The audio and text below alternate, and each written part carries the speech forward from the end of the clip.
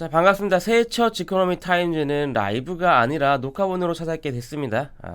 올해 부동산 시장을 지배할 키워드 5가지를 좀 꼽았는데, 물론 제 마음대로 꼽았어요. 우리가 올해를 이제 앞으로 벌어질 부동산 시장 일들을 예상한다기보다는 작년부터 이어졌던 이슈들을 큰 줄기에서만 짚어보자는 의미로 오늘 방송 준비했습니다. 자, 제가 꼽은 첫 번째 키워드는 전세예요. 이게 KB 기준으로 2000년대 이후 전국 아파트 전세 가격의 변동폭인데, 작년의 수치는 역사적인 수준이었습니다. 우리가 이렇게 쭉 선을 그어보면은 작년의 전세 가격 변동률이 역사적으로 굉장히 낮은 수준이었구나 확인할 수가 있는데, 더 중요한 거는 변동폭이에요. 재작년부터 작년까지 이제 1년 동안의 변동폭이 16%포인트인데, 이렇게 지리하게 전세 가격이 쭉쭉쭉 떨어져 왔던 기간들은 있었어도 전국적으로 따졌을 때 1년 만에 이렇게 급격한 변화, 엄청난 낙폭이었던 적은 2000년대 이후로는 거의 없습니다. 자, 문제는 이 재작년 거의 역사적 고점과 비슷한 수준의 세입자를 받으셨던 분들이 이제 올해부터 곤란해질 수 있는 거죠. 임대차 입법 때문에 전세 가격이 확 오르니까 오른 가격으로 덩달아서 높여서 보증금을 받았었는데, 이제 그분들의 갱신 시기가 올해 23년도에 도래하게 됐거든요. 근데 전세의 메리트가 점점 없어지는 분위기이다 보니까 세입자들이 갱신 청구권을 사용하지 않는 경우, 혹은 전세 집을 아예 옮겨버리면서 이제 보증금 돌려받겠다고 나오는 경우들이 굉장히 많죠. 그래서 집주인 입장에선 새로운 세입자를 데려와서 그 보증금을 채워야 되는데, 떨어진 전세 가격이 과연 회복할 것인가가 올해 중요하게 봐야 할 포인트일 것 같습니다. 근데 이 와중에 올해 입주 물량은 전년 대비 늘어날 예정이에요. 전세 가격이 가장 큰 영향을 미치는 요인 중에 하나가 보통 이제 입주 물량이라고 하는데, 그게 올해는 작년보다 늘어나고 점진적으로 이제 2, 3년 동안 늘어나는 추세이고, 내년에 물론 조금 줄어들긴 하지만 어쨌든 전년 대비 늘어납니다. 일부러 제가 그래프의 시기를 이렇게 보시기 편하게 23년도 이렇게 선으로 맞춰본 거예요. 근데 우리가 작년에 확인했던 거 한 가지가 뭐냐면, 전세 가격이 입주 물량에 민감하게 영향을 받긴 하지만 이제는 입주 물량에만 영향을 받는 게 아니라 금리에도 영향을 받기 시작했죠. 빨간색 선이 아까 전에 봤던 전세 가격이고, 파란색 선이 기준금리입니다.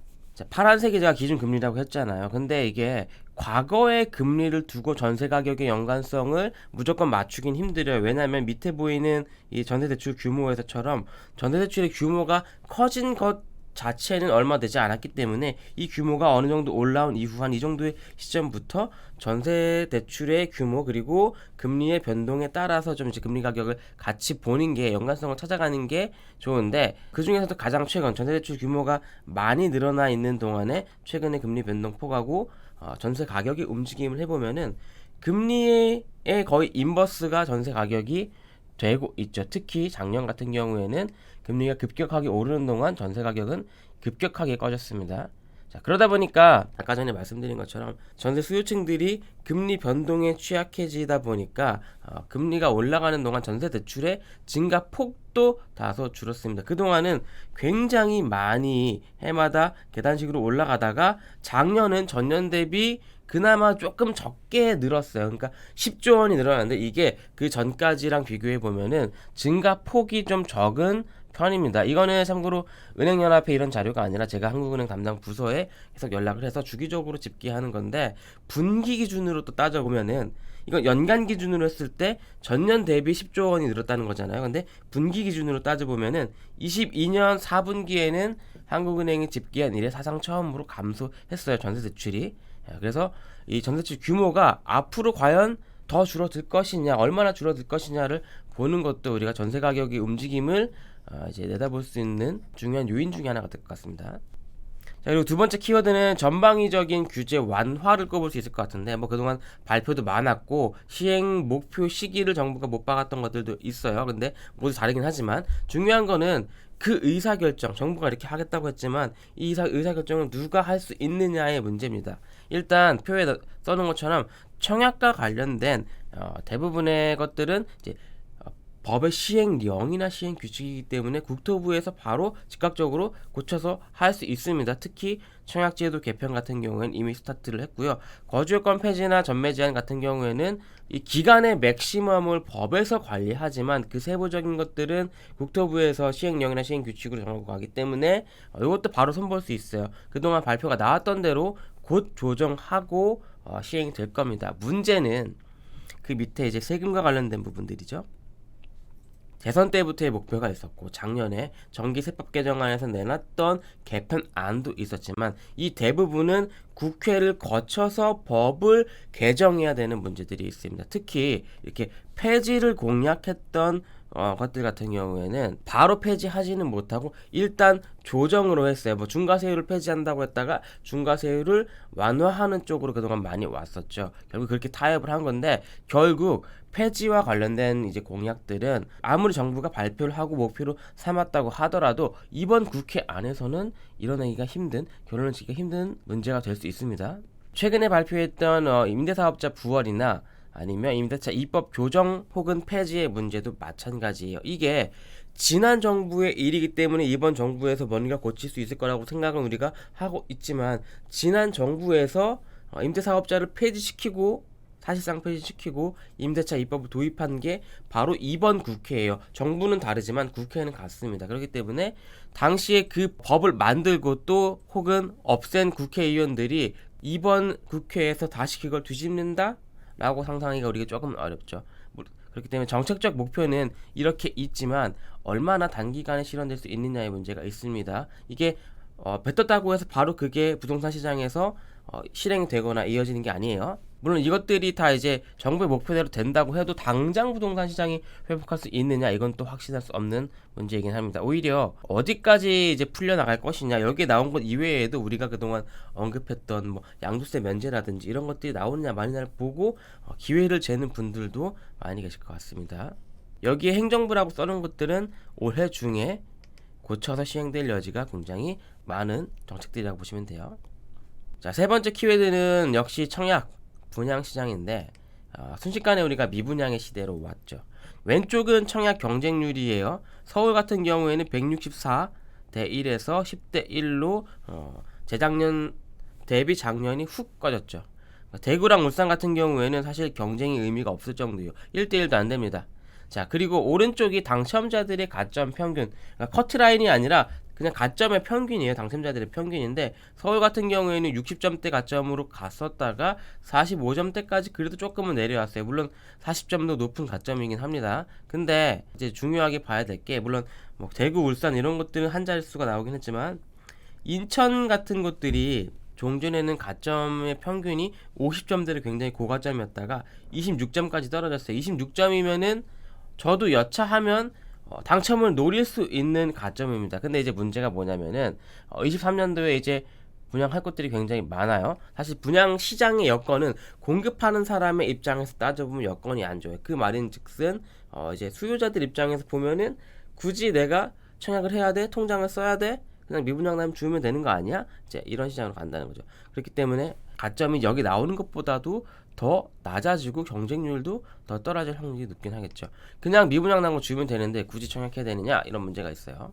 자, 근데 우리가 흥청망청에서도 얼마 전에 짚었지만 이 사업의 진행 과정상 내년에 나올 수밖에 없는 이제 물량들도 일부 있습니다. 서울이든 수도권이든 어딘가에. 근데 이 조건이라기보다는 입지적으로 좋은 것들에서 나오는 것들에서는 이런 여건 때문에 어떻게 보면 무혈 입성의 기회가 열릴 수도 있다라고 우리가 짚어봤어요. 물론 이제 아직은 그것들의 분양가가 싸지는 않을 거예요. 아직은 시세는 떨어졌는데 책정한 가격은 여전히 높을 것이기 때문에 당장의 분양가가 비싸냐 아니냐 지금 그걸로 올해 나올 물량들을 보기보다는 내가 이 자리에 집을 가질 수 있을 것이냐 말 것이냐 로 판단을 해서 그냥 경쟁이 없을 때 나는 들어가서 약간 인고의 세월을 거치고 나중에 웃을 거야 라고 생각하시는 분들이 계시다면 올해가 기회가 될 수도 있겠죠. 경쟁이 떨어질 때 그러니까 이랬던 경쟁률이 올해는 떨어질 수 있기 때문에 자, 네 번째는 담보 가치 역전의 문제입니다. 이게 라이브에서 몇 번 말씀드리기도 했었는데 과거에도 사례는 종종 있었어요. 그림으로 표현해 봤지만 이런 겁니다. 예를 들어서 내가 10억짜리 집을 대출 7억을 끼고 샀습니다. 그러면은 LTV가 70%죠. 근데 집값이 떨어져서 대출은 그대로 7억이지만 집값이 5억이 됐다고 해보죠. 극단적인 사례 같지만 요즘에 반토막 기사들 많이 보시잖아요. 충분히 일어날 수 있는 일입니다. 근데 은행 입장에서 이제 따져보자고요. 은행은 7억을 빌려줬었는데 원래는 LTV가 70이었어. 근데 그 집, 그러니까 그 담보했던 물건이 가치가 5억이 돼버렸네. 그럼 은행 입장에서는 LTV가 얼마죠? 140%가 됩니다. 집값이 원래 최초의 담보보다 낮아진 거예요. 자, 이때가 문제인데 은행들은 보통 이럴 때 담보를 추가로 요구하거나 보증인을 추가로 요구할 수 있습니다. 그게 없으면은 떨어진 가치만큼 일부 상환을 요구할 수 있겠죠. 일부 상환이라는 건 뭐냐? 최초의 LTV 70 맞췄던 것대로 해서 5억에 대한 70%를 맞춰서 그 나머지를 이제 일부 상환을 요구할 수 있는 거죠. 자, 만약 여기에 응하지 않는다면은 이제 기한의 이익을 상실했다고 보는 건데, 기한의 이익이라는 게 이제 차주의 입장에서 뭐냐면 이 대출의 만기가 될 때까지 갚지 않아도 되는 거, 완전 상환하지 않아도 되는 게 기한의 이익인데, 그 기한의 이익이라는 게 없어진다는 거예요. 다 갚지 않아도 될 권리가. 근데 이때 만약에 기한의 이익이 상실된 상태에서 원리금이 연체하거나 한다면은 대출의 전체 상환을 요구할 수도 있는 거죠. 이거 못하면 경매로 가는 거고. 물론 이게 일률적으로 그렇게 되진 않겠지만 가능성이 없는 문제도 아닙니다. 레버리지 비율이 높았던 분들은 충분히 이런 상황에 몰릴 수 있고요. 이게 약간 부동산 시장에서 우리가 과거에나 조금 있었지 최근에는 보지 않아서 생소할 수 있지만 주식시장에서 보통 이제 마진콜, 반대매매 주식하셨던 분들은 그런 개념을 떠올려 보시면은 충분히 일어날 수 있는 일이라고 이해하실 수 있을 겁니다. 그리고 대출이 위험하다는 얘기를 지금 했는데 또 대출 얘기해서 죄송하지만 올해 크게 달라지는 게 한시적인 보금자리론이에요. 그러니까 특례 보금자리론을 올해 1년 동안 시행을 하겠다는 건데 이게 이름을 이렇게 만들어서 그렇지 그동안의 다른 대출들을 보금자리론에 묶어놓은 겁니다. 안심전환 대출은 대환 대출이죠. 그러니까 우리가 지금 집을 살까 말까라는 사람들에게는 상관없는 대출이에요. 이 대출은 기존에 대출을 받아서 집을 사셨던 분들이 대환 대출로 고정금리로 갈아타는 게 안심전환 대출이고, 이 보금자리론과 적격대출 한도가 좀 다르고 조건이 좀 다른데 이 두 유형을 통합해서 특례보금자리론으로 만들었다고 보시면 됩니다. 근데 중요한 게 뭐냐면은 조건이 살짝 달라지는 거예요. 물론 한도가 늘어나는 거는 집을 내가 어떤 집을 살지에 따라서 좀 영향이 달라질 수 있는 부분이 있는데 가장 중요한 게 저는 소득의 문제라고 봅니다. 네, 달라지는 것들 중에. 그러니까 그동안은 부부 합산으로 7천만 원 한도를 맞췄어야 7천만 원 이내에 들었어야 보금자리론을 일으킬 수 있었기 때문에 집을 내가 사고 싶었지만 소득이 살짝 넘어가 버려서 보금자리론을 이용하지 못하고 시중은행으로 가셨던 분들이, 그러니까 정책자금을 이용하지 못한 분들이 많았다면은 앞으로는 정책자금을 이용하실 수 있는 분들이 좀 많아진다는 거죠. 이게 무슨 차이가 있냐면은 결국에 이제 금리 수준이 어떻게 결정되느냐에 따라 다르겠지만, 물론 4%가 낮은 금리는 아니에요. 4%대가 낮은 금리는 아닌데 지금의 시중은행의 주담대와 비교해 봤을 때는 비교적 낮은 금리로 고정으로 장기로 갈 수 있다는 거겠죠. 물론 이게 영끌을 하시라는 말씀은 아니지만 감당 가능한 범위 안에서 내가 정말 집을 꼭 사고 싶었고 좀 조건 좋은 대출을 이용하고 싶었어. 나는 감당할 수 있어. 그런 분들이 한해서 혹시 뭐 소득 여건이나 이런 게 안 맞았었다면은 올해 특례보금자리론으로 그런 기회가 찾아올 수 있다는 얘기예요. 물론 이제 앞장에서 봤던 것처럼 그렇게 대출 이렇게 산 집도 반토막이 될 수 있고 상황이 될 수 있긴 하겠지만, 우리가 엄청 영끌은 아니고 적당히 정책 대출을 끼고 내 집 마련을 하고 싶었던 분들, 이런 분들에게는 창구가 하나 더 생겼다 라고 이해하시면 될 것 같아요. 참고로 보금자리는 DSR이 아니라 DTI를 따집니다. 종전엔 DTI만 있었죠. 이게 물론 소득 대비 너의 원리금 상환 수준이 얼마만큼의 수준이냐를 따지는 건데, DSR과 DTI 차이는 DSR은 그 갚아나가는 원리금을 모든 대출을 따집니다. 자동차 할부금도 여기 다 들어가요. 근데 DTI는 그 주택담보대출만 따져서 소득 대비로 계산을 해보는 거예요. 그렇기 때문에 개념 자체는 비슷하더라도 내가 다른 대출이 좀 많은 분들, 다른 대출 기준이 있었던 분들 같은 경우에는 주담대의 상환 능력만 따지는 DTI로 봤을 때가 한도를 책정받기 조금 유리한 상황이 될 수 있겠죠. DSR과 비교해 보면은.